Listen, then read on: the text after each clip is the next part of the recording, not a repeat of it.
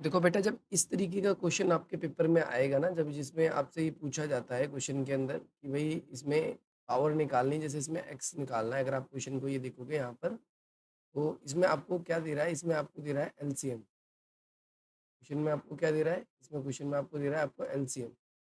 यहाँ सिंपली आप एलसीएम लिख दो, कितना दे रहा है आपको? एबीसी तीनों का एलसीएम दे रहा है, एबीसी तीनों का एलसीएम दे रहा है 3780। आप जानते हो कि एलसीएम जो है आपको 3780 जो दे रहा है, तो इसके अंदर क्या है, प्रॉब्लम क्या है इसके अंदर? तो आपको इसका पहली बात तो ऐसा फैक्टर लेना है जो कॉमनली आपका एक ही बार लेना है। जैसे 2 की पावर 2 जो है वो क्या है, एक ही बार लेना है। वो तीनों में कॉमन है, तो 2 की पावर 2 हम एक ही बार लेंगे। अब 3 की पावर मेरे को यहाँ पर भी एक टाइम तो दिख रहा है, एक टाइम तो दिख रहा है। अब यहाँ x है, तो मैं मान के चल रहा हूँ एक बार तो होगा ही, तो 3 की पावर एक बार तो हम इसको लेंगे ही।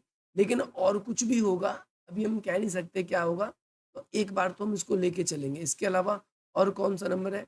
और कोई नंबर इसमें क्या है 5, क्योंकि एलसीएम में हम क्या करते हैं, अगर हम किसी नंबर का जब हम एलसीएम लेते हैं, तो उसमें हमको क्या करना होता है, जैसे कोई ए नंबर है, बी नंबर है, सी नंबर है, तो हम इससे अगर कोई टेबल इससे डिवाइड हो रहा है तो बाकी वालों को हम एज़ इट इज़ लिखते हैं ऐसे, इस जगह ए लिख देते हैं।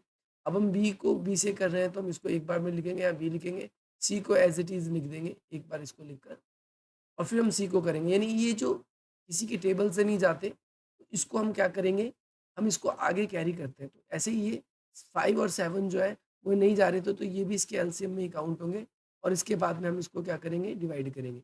याद रखना है 3 के पावर में एक्स लिखा था।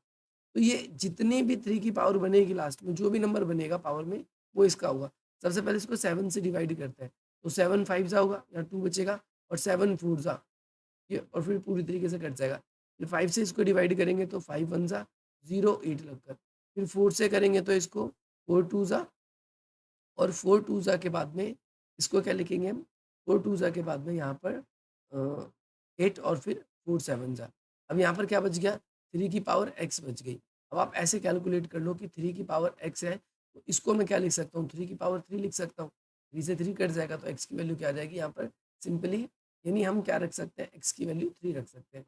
ऑप्शन में आपको कहीं दिख रहा है 3, ये रहा बिल्कुल 3। इस तरीके से कह सकते हो कि x की पावर क्या है, 3 है।